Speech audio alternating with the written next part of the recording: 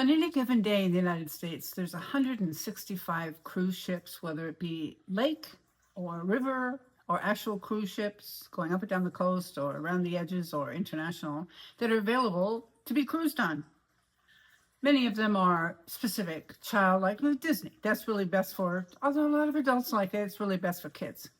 Virgin is an adults only cruise, which many people like that. Carnival is going that way. They have a lot of adults only cruises available now. Everybody's got their own thing.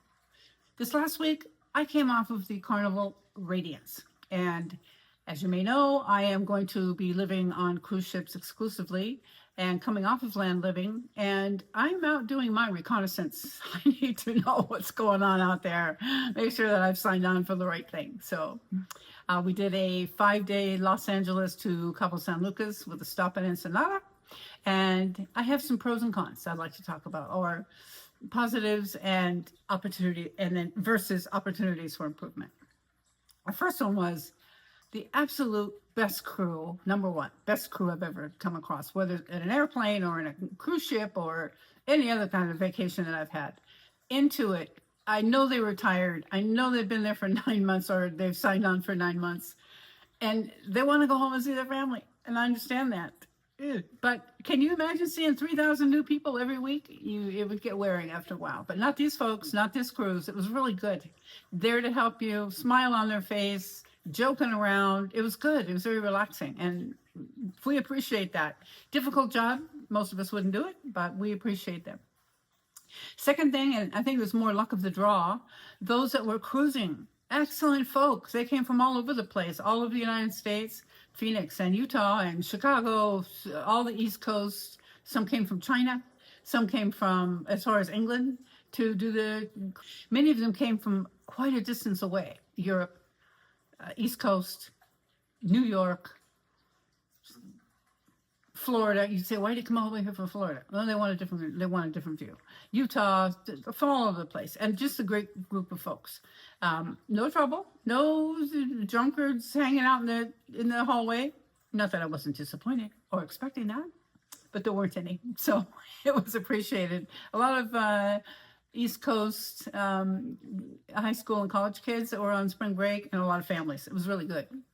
I met two ladies, Mary and Phyllis, right here, and awesome, wonderful ladies. If you ever run into them on a cruise when you're out there, go hang out with them because they're your people. Good folks. Taught me how to gamble on that little machine with the slot machine that has the firecrackers going off, and they taught me what this is and don't do that and watch out for that. And anyway, I appreciated it. Lovely people. It was really cool. Another thing that was really good about this ship was the hot water and the water pressure. Excellent. Better than my own apartment in California, which is where I live. And I appreciated a hot shower, and all the cabins were getting it. So I mean, that's a definite plus. Also, especially for families, on my deck 2, there was a laundry room, and I think there's 3 or 4 washers and 3 or 4 dryers. But even if it's only a 6-day, you may not need to do laundry. But if you're going on the Hawaii trip, which took off right after I came home, you're going to need to do some laundry. And I think the older ships are built for that. I don't think the new ones are using the space for that, but that was definitely a plus. Some areas that could use improvement for me was the food. I had been told before I even left that the food is there's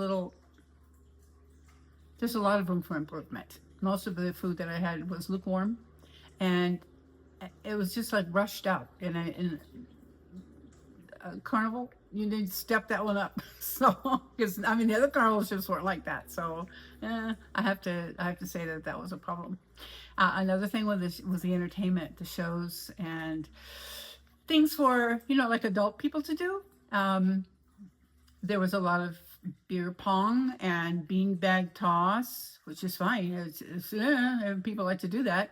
I don't. And I was looking for something a little bit more stimulating. And the shows at night were Deal or No Deal. And it was, I just thought it could be improved a bit, especially if you're going to be on there for any length of time. Hopefully they change it when they're on those 11 days to Hawaii. Another thing was, and we all talked about it, was the constant this is for sale, this is on sale, come and get a watch, this is your last chance, come and buy gold by the foot, or whatever it was. Yeah, it was like constant money grabbing, and it was not very pleasant. And many of us, I talked to over 30 people in there, said, why do they do that? And I said, I don't know, captive audience, but it wasn't appreciated. So just some points of view from my side. Something that I do want to give give a plug to, or give a comment to, is I went down to the infirmary. This is a plus. I went down to the infirmary and spoke with the head nurse, and I said, "What's the worst thing that could happen? That we really need, your attention?" She said, "Heart attack or stroke."